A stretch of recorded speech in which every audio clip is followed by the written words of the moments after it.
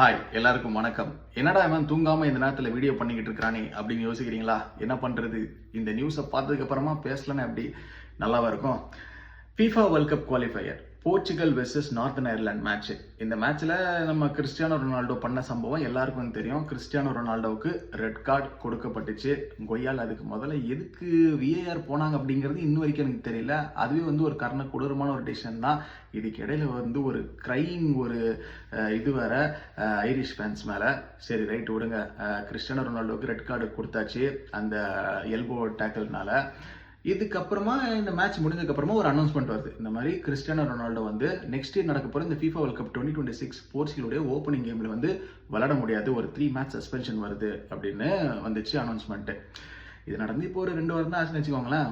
உலகம் முழுக்க ஒரே சத்தம், எங்க பார்த்தாலும் ரொனால்டோவுக்கு ரெட் கார்டை கொடுத்துட்டாங்க அப்படி இப்படின்னு ஆச்சா போச்சான்னு ஒரு பக்கம் போயிட்டு இருந்துச்சு.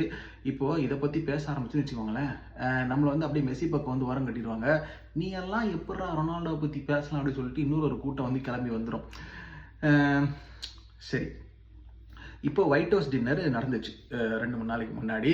நம்ம யூஎஸ் பிரசிடென்ட் டொனால்ட் ட்ரம்ப், அதுக்கப்புறம் நம்ம Saudi Arabia crown prince Salman, அப்புறம் நம்ம தலைவன் FIFAவுடைய பிரசிடென்ட் ஜியானி இன்ஃபான்டினோ 3 பேர் இருந்திருக்கிறாங்க. கூட நம்ம கிறிஸ்டியானோ ரொனால்டோவும் இருந்திருக்கிறாரு. அதுக்கப்புறமா என்ன இருக்கு அப்படிங்கிறது உங்களுக்கு தெரிஞ்சிருக்கும். இப்போ இன்னைக்கு ஒரு அனௌன்ஸ்மெண்ட் வருது. FIFA வேர்ல்ட் கப் 2026 போர்ச்சுகலோட ஓப்பனிங் கேமில் ரொனால்டோ விளையாடலாம் அப்படின்னு. Only 1 match suspension.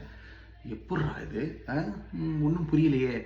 கொஞ்சம் நம்மளை யோசிக்க வைக்கிறதுல 952 கோலு. இப்போ இந்த ரீசெண்ட் அடித்த பைசைக்கிள் அந்த ஓவர் ஹெட் கிக்கே சேர்த்து தான்ப்பா சொல்கிறேன். சவுதி ப்ரோ லீகில் 5 டைம் பலண்டோர் வின்னர். ஐயோ, பலண்டோருக்குள்ளெல்லாம் போக முடியாது.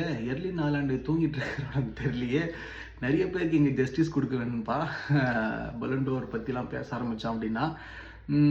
சரி, நான் ஃபுட்பால் பார்க்க ஆரம்பித்த பீரியட்லேருந்து சொல்கிறேன். போர்ச்சுகல் பொறுத்த வரைக்கும் தாத்தா இருந்த வரைக்கும், சாண்டோஸ் இருந்த வரைக்கும் ஒரு லெகசி மெயின்டைன் பண்ணியிருந்தார்.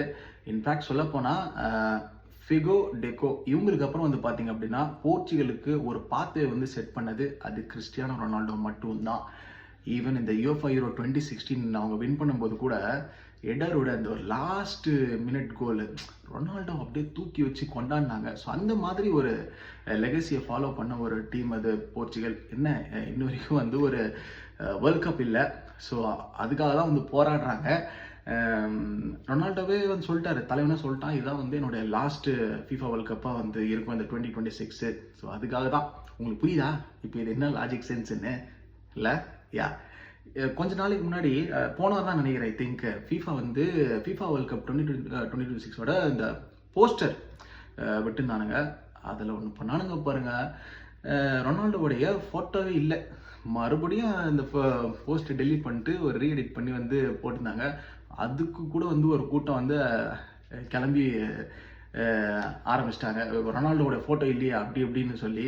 ஸோ அதான் யோசிச்சு பாருங்களேன், FIFA வேர்ல்ட் கப் 2026 இந்த மாதிரியான ஒரு டோர்னமெண்ட்ல ஒரு ஸ்டாருடைய நேம். ஸோ ஒரு போர்ச்சுகலுக்கு அவங்களுடைய வேர்ல்ட் கப் கேம்ல அவங்களுடைய ஸ்டார் இல்லாமல் எப்படி, ரைட்டா? ஸோ அது அங்கே சுற்றி இங்கே சுற்றி கடைசியில் அது வந்துருச்சு.